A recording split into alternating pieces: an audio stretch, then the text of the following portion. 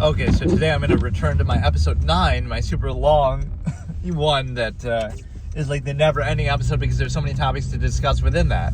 So this one is the Machination process, which is the net sum of technology in an era.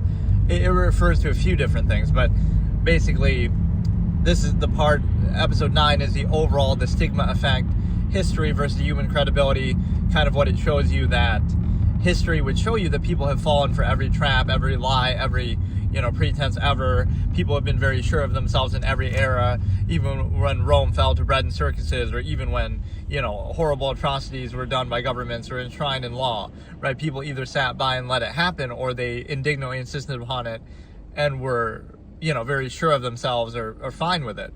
So don't be too sure of yourself now, and you should doubt yourself the same way that, like, oh yeah, of course, we got it right this time, everything's perfect now, and then we'll look back hundreds of years and say, oh, how could we have fallen for what we're falling for right now? So you won't be aware of it as it happens, but you'll be aware of it in hindsight. So there's a lot of different ways to demonstrate this. So this one is how technology defines us in this way. I could have done this as its own episode, and I guess I've mentioned it in this part, but yeah, we're up to episode 9.6, which typically I don't have this many parts to these episodes, but it feels appropriate for this one. So the one thing I'll say is that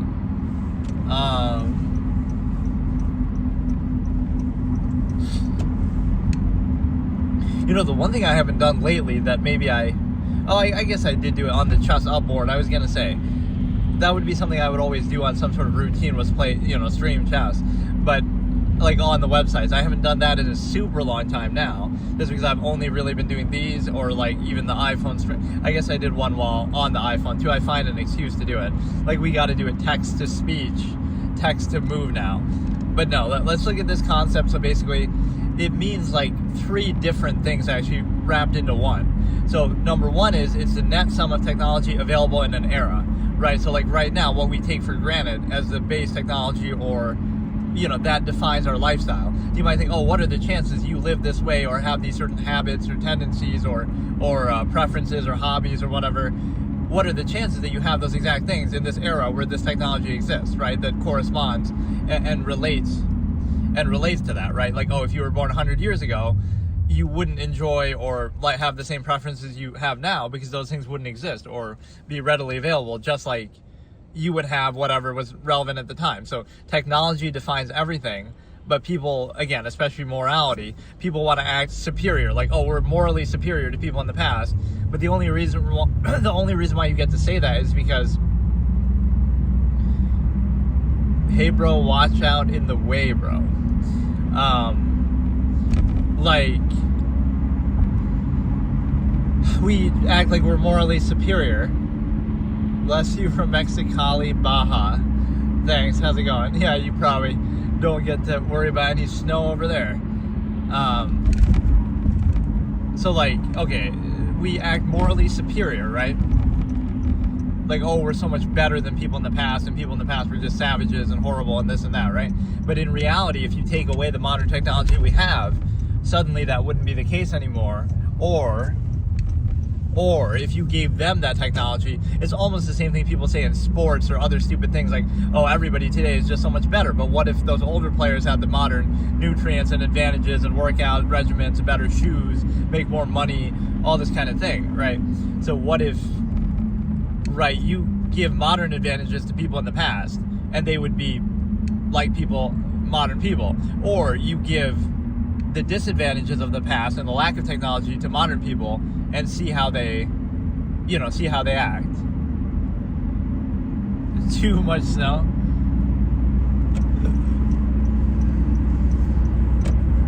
It's actually not too bad now, though. But yeah, that's the point. It's like technology is the defining factor, not the person. So you might think, oh, look how good people are. But especially with the mass number of people that we have. You have 8 billion plus people in the world. If you take away electricity, take away running water, right, take away certain things like that, now all of a sudden everybody, would be at each other's throats to a degree. So it's not a question of, your inherent state of being, like, oh, people are just good morally, or people are just, you know, better than in the past, or something like that, right? It's a fluid situation that's very dynamic to relevant, not only the technology of the era that you're in, but the technology that you specifically have available, right? You see that in different parts of the world, right? So that's really what dictates it, more than anything else. See the busy so lonely.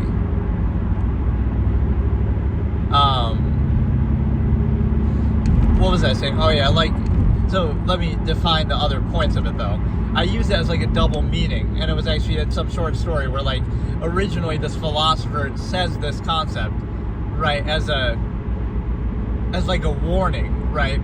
He says that, like, the machination process is how people are controlled by technology in an era, but then it later came to just mean this is the technology of the era, right? So those are like the two dual meanings that have some sort of irony between them. Like, okay, the machination process is modern technology. Like, okay, we have cars, and we have, you know, electricity and running water, and we have computers, and, you know, so all these things define your lifestyle, your preferences, your thoughts, your actions, everything like that, your morality, everything is dependent on that. It's not about you, right? It has nothing to do with you. If you were 1,000 years ago, you'd be different. If those people had this technology, they'd be different. So it doesn't mean it's a bad thing, but it just means to be aware of it, and it kind of is defining. Hey, galaxies. Be careful. Yeah, it's not too bad. The road's fine. Today, at least. But, right, so again, it's the way the technology is used to control you in a particular era, and also like a certain pretense of the era that might not even have to do with technology, right? It's sort of a very complicated thing. But again, the easiest way I can define it is just the net sum of technology available in an era, and then the second part is how it defines and controls your behaviors, even ones that you would personalize and that you would act like, you know, like, oh, you love this thing, you know, this game or this whatever, but, you know, that wouldn't be available to you if not for the technology. So you get to choose from, like, the choices that are chosen from you, for you, kind of. But it's not, don't drink nothing. Yeah, don't drink and drive. I'm drinking lemonade. Right, so that's some technology in the era, defines morality, defines lifestyle, preferences, choices, everything, habits. So something that you would take pride in if you realize, oh, it's a non-choice reaction. Hey, Wraith, how's it going? A few hours from here? Cool. Orange County, oh yeah, how's the snow over there? So, yeah, like, you would realize, like, the non-choice reaction of it. Limonada, like Mexico. You would basically be in a position where you would realize, okay, you didn't really choose it, you just happened to be exposed to it, right? Like, modern technology defines you, so it's not really something you would be proud of. You'd be like, okay, I just happen to be a product of the era, right? For example, conversely, let's say a mass of people in the modern day don't do that. Like, okay, you decide in the modern day to be Amish, or you decide in the modern day to be a minimalist, or you decide in the modern day to live out in the jungle and, you know, do certain things like that. You can still do it, but the majority of people won't do it. Why? Because of the machination process that, oh, you have this technology, so it's not just that it enables you, but it also controls you. It also defines you, restricts you. You know, it will, for the mass majority of people, it's just too easy or too convenient or too pervasive for them to resist or avoid and make their own choice. And it's very unlikely that their own choice would be that same exact state that they're in right now. About the same, a little less now. Most is melted. Yeah, that's good. Or Gatorade.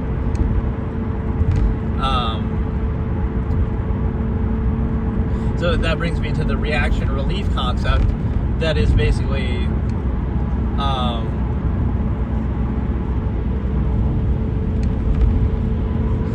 the reaction relief concept, that everything people do, you might say, oh, it's net sum technology, it's zero sum. Right, like, of course people are going to value better technology. Of course people are going to use that. Right, they're not going to just choose to be a minimalist or something like that. Right, but it's a zero-sum process, so it's kind of like, it's only as necessary as you require it to be. So what if you don't want that? What if you don't need that? Then you won't struggle to, quote unquote, to get it or acquiesce to the certain contrivance state. Is the sun is height? I can see.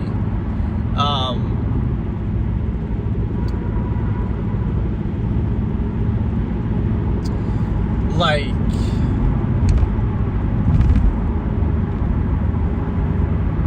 reaction relief, like technology is nothing more than a zero-sum process, so it's more about how much you require or desire. So for example, all of human progress and technology has never been about a higher measure. The only thing it's about is just taking zero-sum non-choice reaction needs that you have. Like, the need to eat, and now we're going to overcompensate or remove the need, or overcompensate with hedonism. Like, we get to choose what to eat, and we have more things to eat, and we have, more choices and abundant food to eat. So it's still reacting to that basic zero-sum process. So you could just as easily not require as much or not care as much. So, right, human progress and achievement is sometimes glorified, but all of it has done nothing more than just a zero-sum process, right? It's nothing elevated, it's nothing beyond that. It's just zero-sum self-interest. We might increase our lifespan a little bit through certain things. We might, again, address these reaction relief elements, like things that we didn't choose, like, we didn't choose to have to eat or drink, but now we overcompensate for that. So like all of human achievement, again, is still a zero-sum process. You're just reacting to and relieving yourself of things that exist, but none of them are like a purpose or a meaning that would be something elevated above that zero-sum process. Be careful. Yeah, I'm careful. It's the other people you got to worry about. But yeah, everything is like there's this phenomenon of that, right? There's like two psychological things I'll discuss here, and then I'll go back to the machination process. But number one is the treetop fruit ideation, like where it's almost like a placebo effect, where you go, you climb to the top of a tree and get the fruit at the very top, and it tastes better. To you, it tastes better, even though it's exactly the same as all the other fruit. But the sense of achievement and the psychological rush from that makes that one feel better. So I call it the treetop fruit ideation, right? So it's similar to like what you see sometimes in games and stuff like that.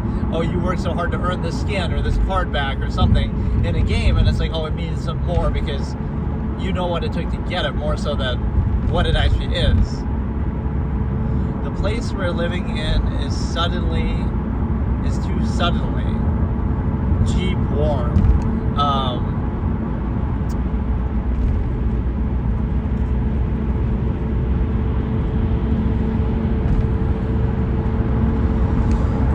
But yeah, you have the reaction relief concept, and then you have, keep warm, okay. Kind of hard to do in this time of year, but so you have that, you have the ability to recognize that, again, everything's a zero-sum process. There is no elevated higher measure. There's a collective versus the self. There's a lot of projection that happens too within a contrivance state. Right, like a person might require very little and thus remove the need for the contrivance state and not acquiesce to it, but it kind of is a parasite that way. It tends to try to force you to do everything through it, right? Even if you don't need anything from it. It tries to necessitate itself. Here we are, 37th grade row.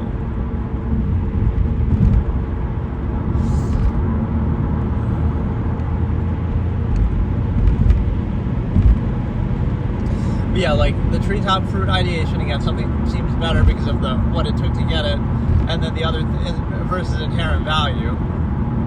I didn't understand exactly what that meant. Like 37 degrees.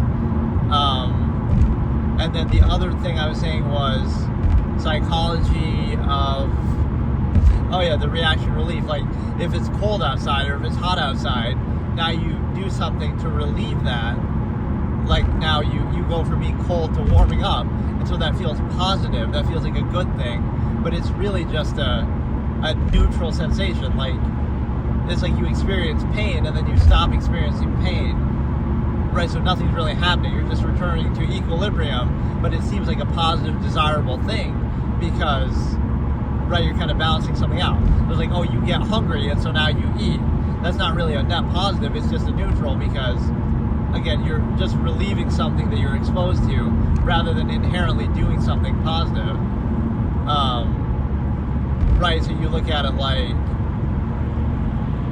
everything people do is nothing more than that. You're just reacting and relieving something that you're exposed to.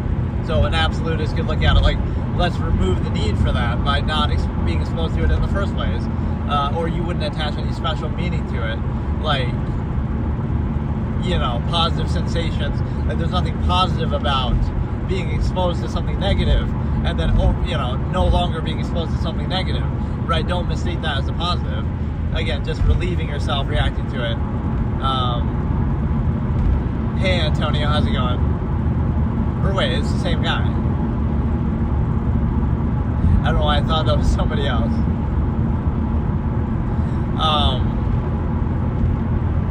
Okay, and then let's get back to the machination process, and what that means is, again, the way that you're controlled by technology in an era, or again, the mode of controlling the era overall, which would basically mean that, like, at one point in history, people were controlled en masse by the church and the clergy, right? They were peasants working for promises of heaven, or they were, whatever. Every era has its own pretense. So, like, what's the modern pretense?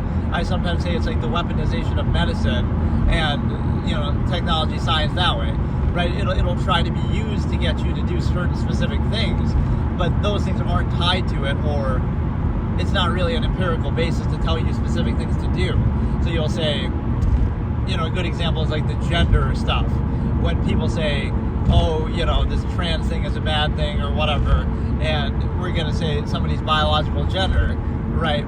The problem with that is nothing about biological gender says that you have to dress a certain way, or you have to, you know, behave a certain way, or have certain hobbies or something, habits and tendencies.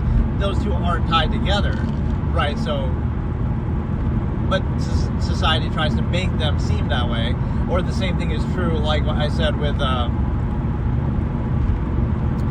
glad you're taking a good break. Thanks, God bless you. So the second part of it is,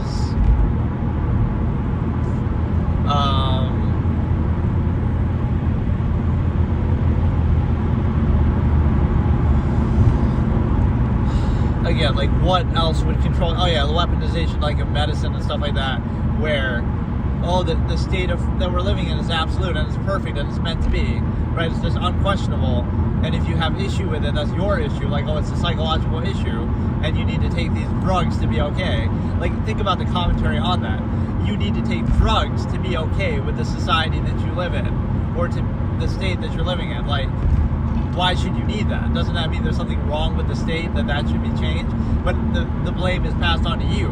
No, it's your fault for not adequately coping or compensating or tolerating what could be an objectively flawed process, or whatever, just flawed by your standard, instead of, you know, oh no, it's your fault. So if you need to take these drugs and then you'll be okay with it. Like, you shouldn't need to do that, right? So that shows a deficiency of the process, but oh, it's somehow passed on to the person. And then the other side of that is like all these kind of terms. Oh, you must be, like, witch hunting is a good example, right? Oh, if you don't meet with the modern control of the era, you must be a witch, or you must be this or that, right? Again, you're a peasant working for promises of heaven. There's always some pretense or mode of control. Even like, oh, the white man's burden was used as a pretense, like, oh, we're gonna conquer people and kill them, but oh, we're doing it for their own good somehow.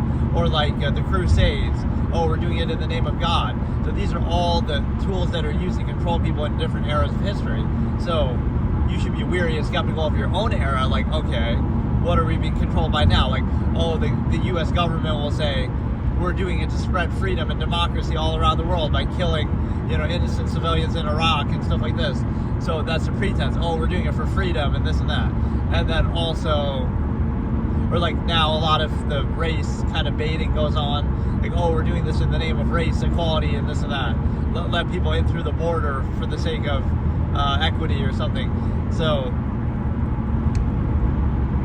put your gloves on, your hands is too cold. It's actually fine in here now.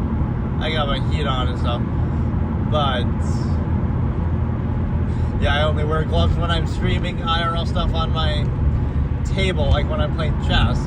Then I'll wear gloves, like on Michael Jackson playing chess. Just because I don't like to show my whatever, just for some reason. I don't do face cam and I don't like to show that either. But yeah, so the other part of that is the fact that, okay, weaponization of medicine, which I could discuss this in that trauma episode, I guess, but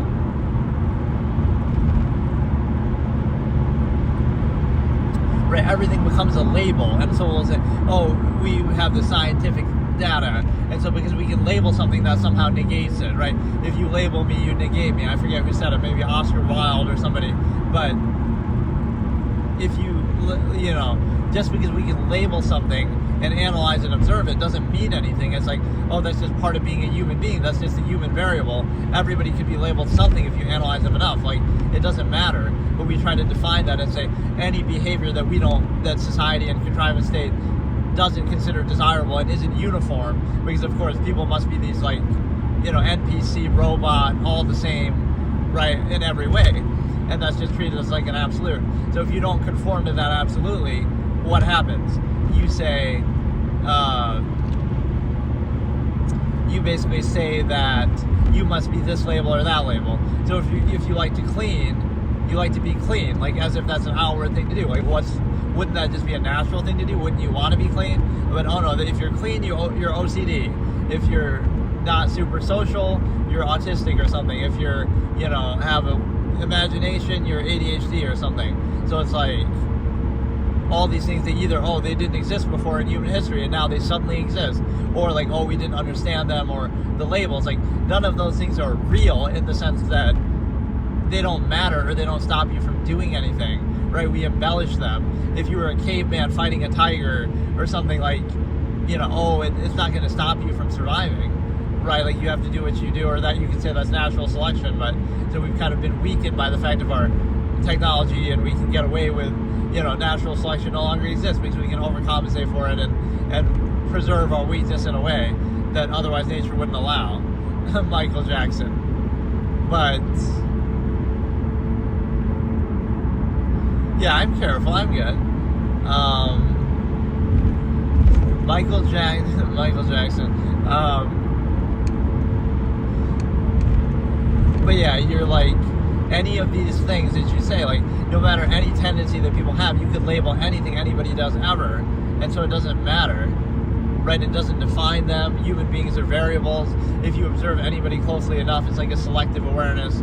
You could do that with anybody, right? So you're weaponizing medicine to say people have to behave an exact certain way that we define as the norm, except you don't realize that the normative state of a human being would be completely different than what we see in society after years of indoctrination in youth. So we're treating that as a false inherent contrivance response, right? Okay, behave like a natural human, a normal human. Well, you might go out in the wild and you might hunt and kill and do all kind of things that, you know, without the indoctrination of society. So that's totally different. But now you have this understanding that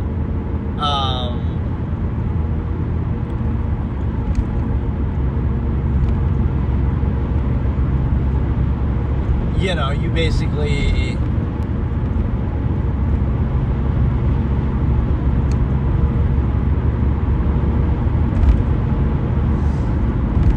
right, everything becomes a label, everything is used to define somebody or discredit somebody. But it doesn't make sense because you can do that with anybody. It assumes like this perfect normal state, like, oh, everybody's just normal and perfect, and then all of a sudden somebody is identified as a label, as if that matters. But everybody could be labeled, or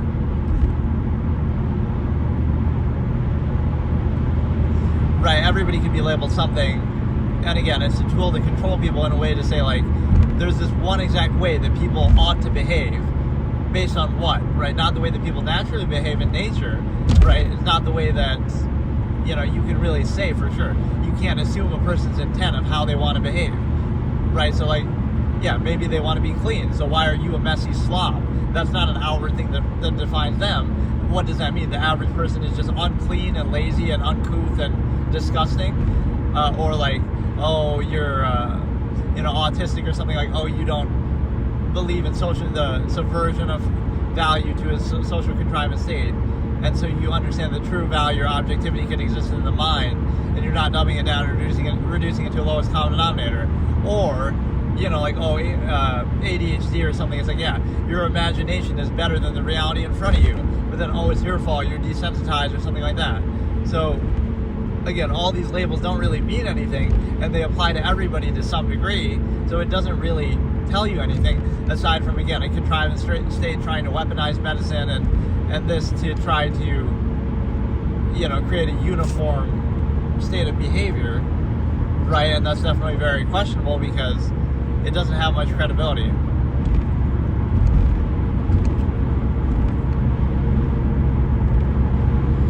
Here in Mexicali, we named like this is the same here as the dangerous too. More this year, more this month. Do you have a support in case you flat tire? Yeah, I do have a spare tire in my trunk.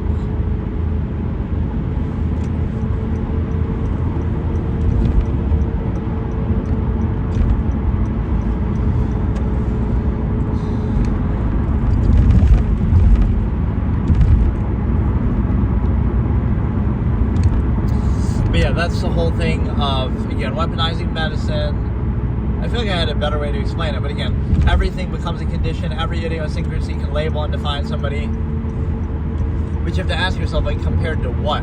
Compared to this normative state that people are reacting to, that they're controlled by, that they, are easiest to be controlled by, not really a desirable state. Like, think about all the things that are negative. Like, oh, thinking and being self-aware and being objective is a bad thing. And being honest and direct, oh, that's somehow rude. Or being efficient and to the point, a true value basis would be negative. Right? Like, oh, you have to appeal to people's ego because that's how they're controlled. Or, so all these things that would be negative. Being kind of neutral is framed as a negative because contrivance always needs a positive reinforcement over compensation. Or, again, like thinking or having a higher standard of the same thing. Everything has to be filtered through some ego personal lens, which might seem necessary or important, but it's actually kind of counterproductive even by the same measure that's being posed, basically as a pretense. So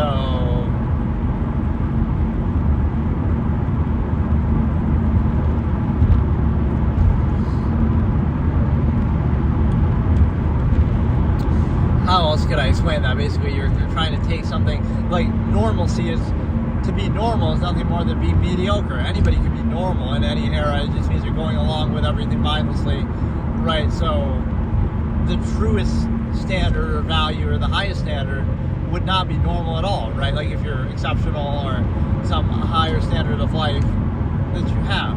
So that wouldn't be normal, and that would be condemned by the normalcy, even though, right, it's subjectively better by the same standard or measure. You sometimes see that with celebrities, like, oh, look at Leonardo DiCaprio with this girl or some, younger people or something, and it's like, you condemn it because you can't have it yourself, or he has options that you don't have. If you were in his position, maybe you'd want the same thing, or, you pretend to desire things you don't desire because you kind of are just, that's the best you can get, or it's in your immediate environment, or you pretend to dislike things that you, or condemn things that you would want, but you kind of take gratification from pretending to not want them, but then you still have the conflict of contrivance.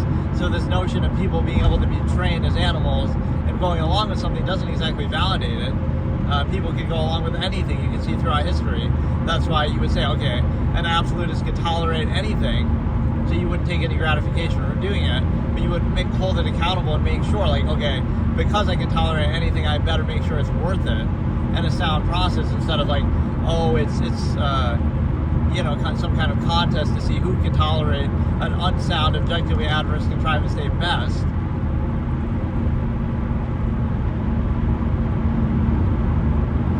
I haven't uncle that drives from San Francisco to Canada, who he told me is too dangerous.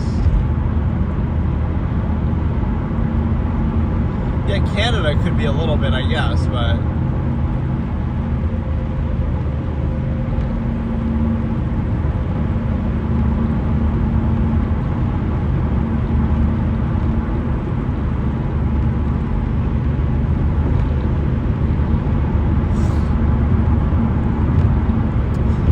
what other points can we take? We can take any idiosyncrasy and we can label somebody and define them by it. I say that like with it's kind of myopic or selective awareness.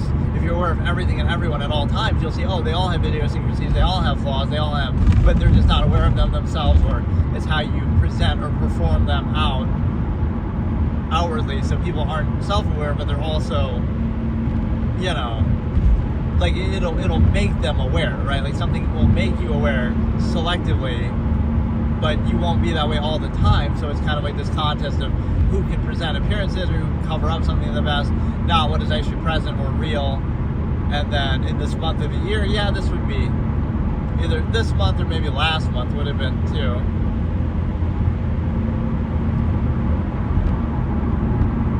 Right, so it becomes a contest of contrivance and appearances on the surface, because people don't think or observe any deeper than that. And then you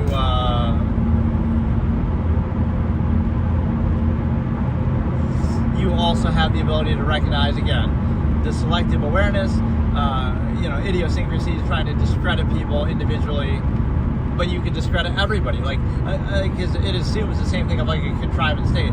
Like, if you vouch for the state and you're going to preserve it through the stimuli acme, etc., that would mean that it must be perfect. So you should have no complaints, no conflict, no struggle. It should be perfect. Otherwise, right, it's not credible at all. So the same thing goes here, is like everybody is flawed and idiosyncratic and nobody is perfect. So even, you can say a certain level of success or achievement, but even then people find fault. Like, oh, Elon Musk isn't perfect. Just because he's so successful, people rag on him all the time. So you understand that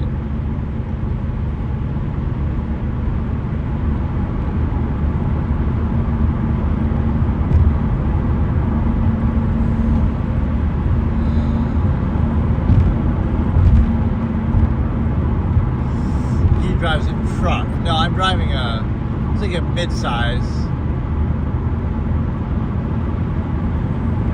Honda HR-V.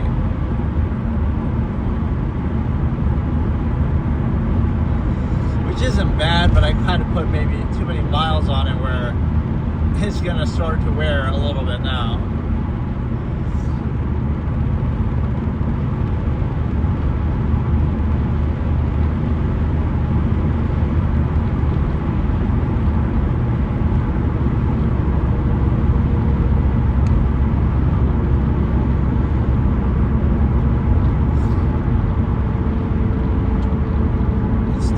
There, well, it's a good problem to have. Human beings are hot weather creatures. Like we were having this discussion the other day, like, oh, everybody came from Africa, so technically human beings originated from there. They're not meant to be in these cold weather areas, but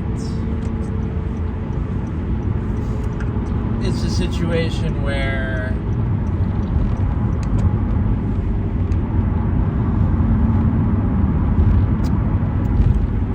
again, you have the labels, you have the idiosyncrasies, so it becomes down to your awareness is what's defining.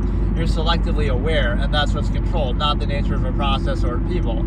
Those, like, normalcy is just mediocrity. If you were exceptional, right, you wouldn't be normal. So we glorify that and take gratification from it just as a mob mentality. Like, oh, we're going to relate or insist upon the majority of people to things that we reacted to, that we didn't choose, that we might not value, but we take pride in it instead of kind of neutralizing it and deciding for ourselves what we actually value. So it's kind of a trick of the ego.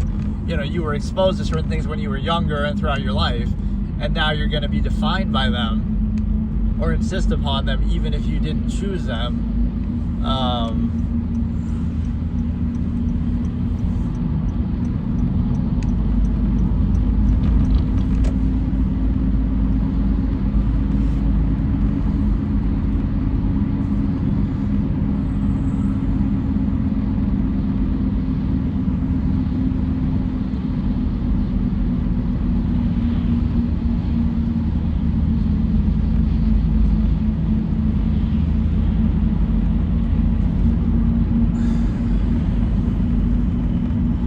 Sometimes Christmas Eve is too hot or raining, but this time Christmas was raining.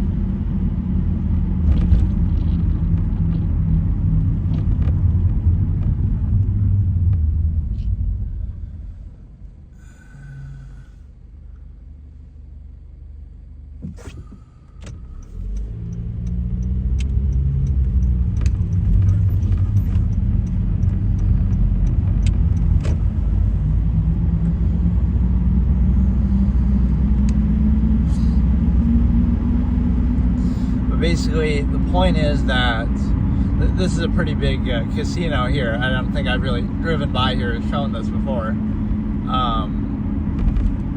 But it's actually kind of huge. I don't know if I can get you a good angle of it. If I go from like the other side, maybe.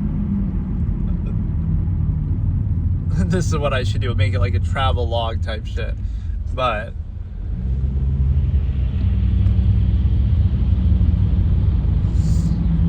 again, if you follow somebody on the highway for 100 miles, everybody's going to break the law or everybody's going to speed. So like if you're really looking for somebody to make a mistake, right, they will. And so it's kind of like, right, it's sort of the treatment of Trump or somebody like that. It doesn't mean that he's not flawed, but if you look at anybody so deeply and fully, you're probably going to find something wrong, right? So it's more about that selective awareness, not about, because it would apply to everybody. But so again, it comes down to appearances. And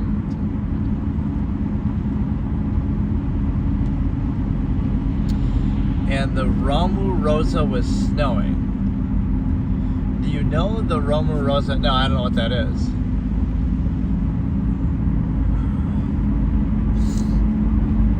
But yeah, so that's kind of the fallacy of labeling and using some of these terms that we try to reinforce a false absolute state from like some empirical basis, or it's kind of dehumanizing and stuff like that.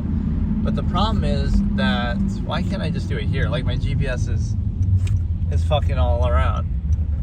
I ultimately have to make a U-turn, but it's not like really telling me to do it.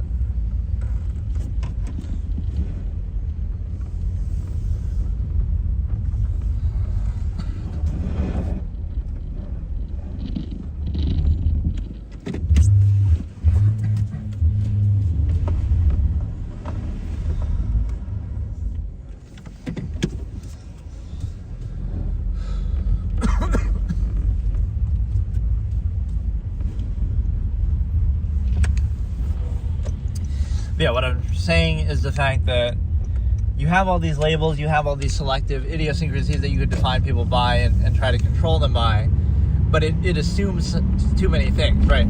If you assume human credibility, like, oh, you'll attack and discredit the speaker, like, you know, shoot the messenger or the observer, it doesn't matter because you can do that with anybody if you look deeply enough. And then it becomes some superficial contrivance level of like, well, who can curate the best appearance for themselves through the media or whatever it is, right? It becomes like a contest of popularity. Or the other side of that is the fact that there is no base of value. It's all like ego insistence, self-insistence, not base of self, right? Myopic kind of appeal. And then the other part of that is the fact that maybe you can see it kind of as we go here a little bit. It might be like, no, it's too far on that side though. I would have to go closer. Be careful. Yeah, I'm careful, man. So the other point is that, again, normalcy is mediocrity. Everybody has idiosyncrasies. So it becomes a contest of cult of personality, things like that. And then it also is an understanding that, right, you could label everybody or anybody if you're selective, myopic, right? Everybody could be labeled something. And so this notion of what we look at in medicine or psychology is disingenuous, right? I have quite a big interest and background in psychology, but I kind of reject the way it's used as some empirical thing, right? You can observe the way that somebody is, but these labels aren't useful. They don't do anything, right? It's just meant to either dehumanize people and try to, it'll be like excuse certain behavior that society wants to dismiss. Like, oh, a person wouldn't normally behave that way. They couldn't choose to behave that way. It can't be free will, right? It can't just be, the human variable, that people can do various countless things. Oh no, what they're doing is unacceptable, they just don't know any better, and it's because of this condition, this label that they have. But like everything everyone ever does is because of a label they have. It's the label of being a human being. It's the label of, it doesn't really have any relevance. So,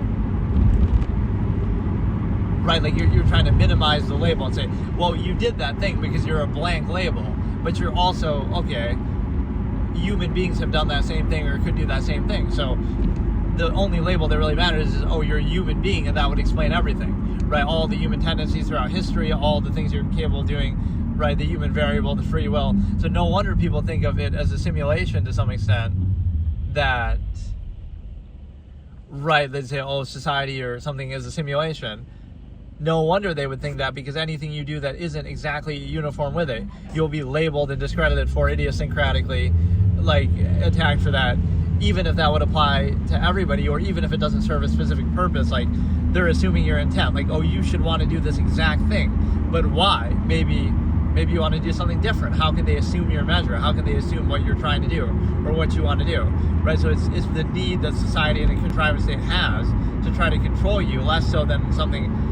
Because if you do it that way, then do it not on a personal basis, but on like a harm-help basis, as I call it. If what you do actually serves a purpose or is productive in some way, right, that speaks for itself. If not, then it's not. But there's this in-between thing of appearances and superficial things that shouldn't be necessary, but they're necessary to reinforce a contrivance state that's flawed, a flawed process you have to overcompensate for, constantly distract from. And the other point here is the fact that I give you hello from Mexicali, California. Thanks. Bless your family.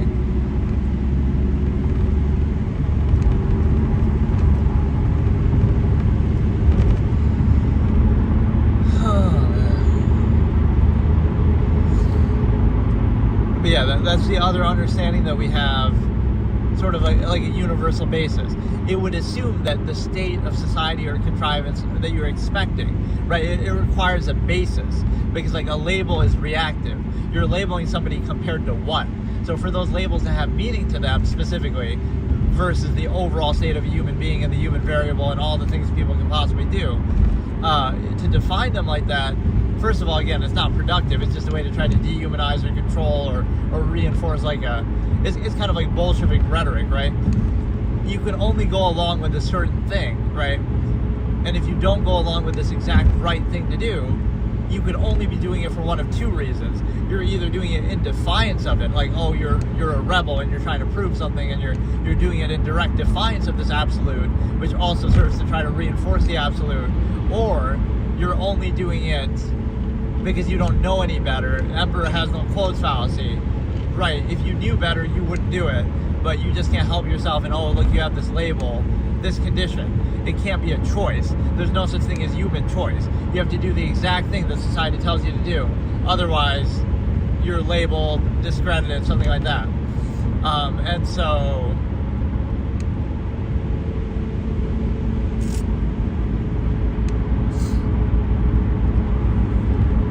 again, normalcy is a mediocrity. If you observe anybody closely enough, you'll find some idiosyncrasy, some way to discredit them. So again, it assumes to label somebody, right? It assumes that you have this perfect. Well, it's like two examples. Like sort of to judge others, like on an individual basis at least, or to label.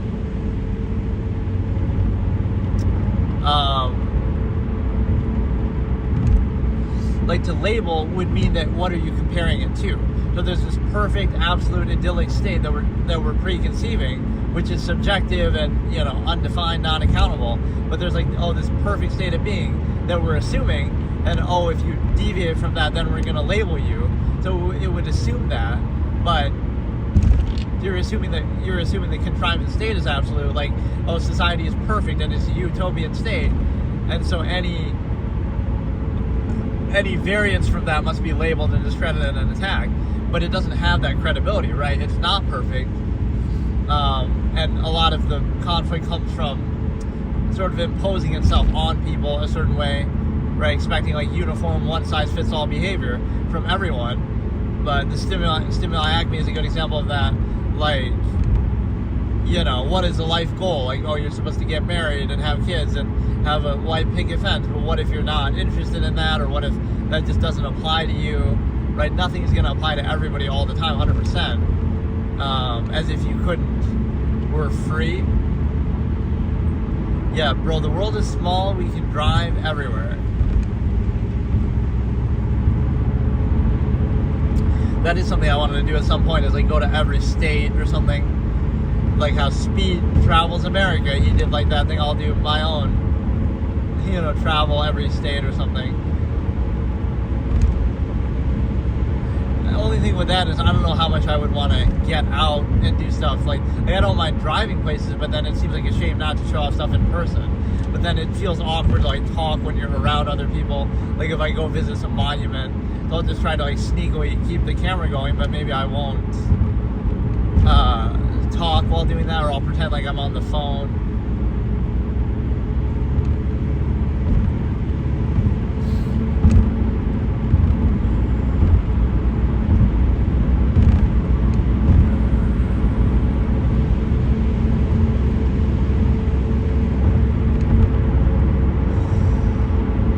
But yeah, that would be the thing. It assumes a perfect absolute state of society that is utopian, unquestionable, no conflict, no inconsistencies, right, to have this empirical basis to label others or to, discredit them. And the same thing on the individual basis, that like, you must be perfect then, that you would label somebody else. That's where the selective awareness comes in. I feel like I had a better way to say it, but like the two ways that this is a fallacy, right? You must be living in a perfect utopian state such that you can judge others, or that you can label them or discredit them, right? Or again, you assume some perfect normal state of being that everybody must be compared to, right? That we're saying, oh, everybody must be exactly this way, and if they're not, then we label or discredit them. But there is nothing that says that.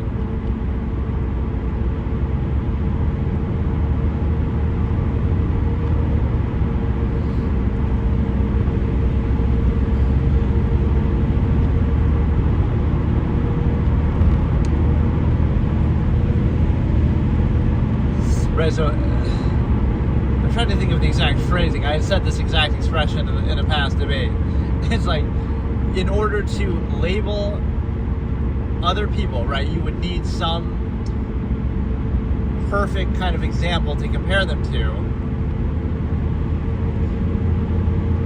Right, it seems like a perfect utopian state in society. Right, that you would label them by contrast, or the same thing on the individual basis, like, if you're going to discredit somebody, then you can discredit everybody. So if we look at the selective awareness, I give you drive, bro, take care, bro. Okay, see you. So what that means is,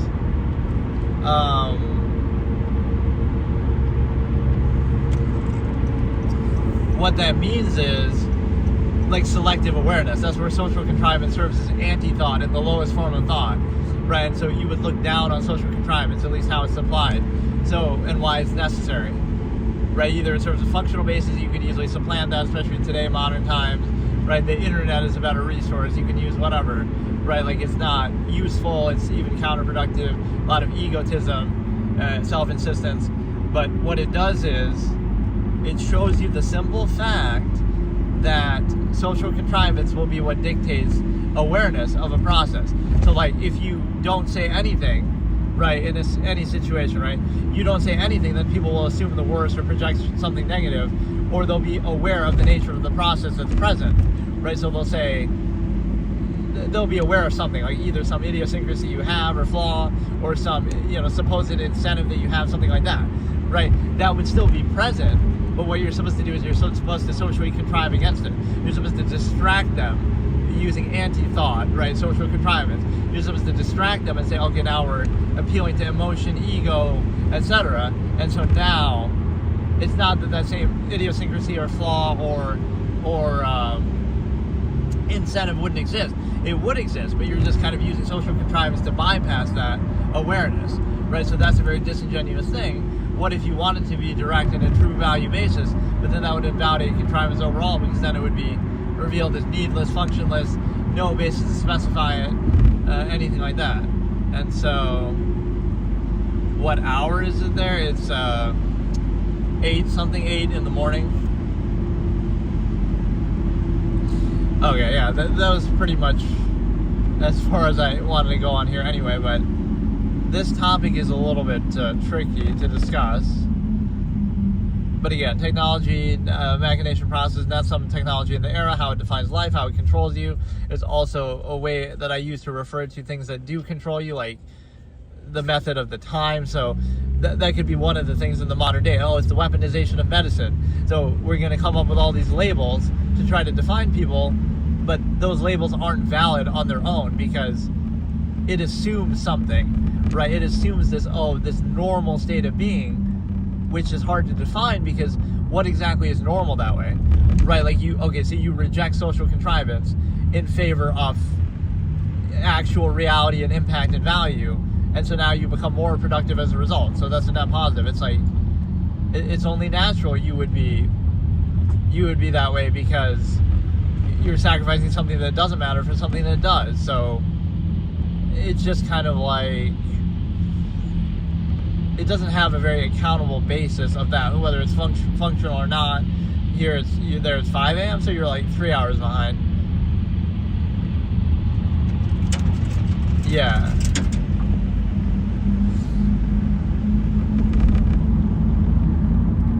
Right, so it's not even a functional basis, just sort of pretense, just sort of labels.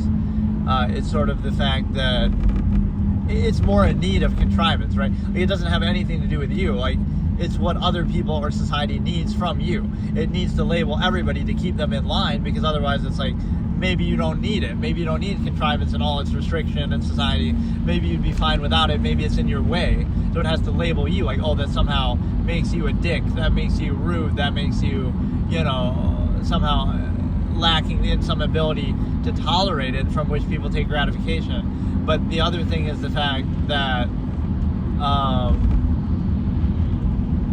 like, the label is like, right, it comes from like an empirical base. Well, there's no self-actualization, there's no human variable, there's a one-size-fits-all. What's the sun? Don't set. Yeah, there's no sun today anyway. Okay, see you later.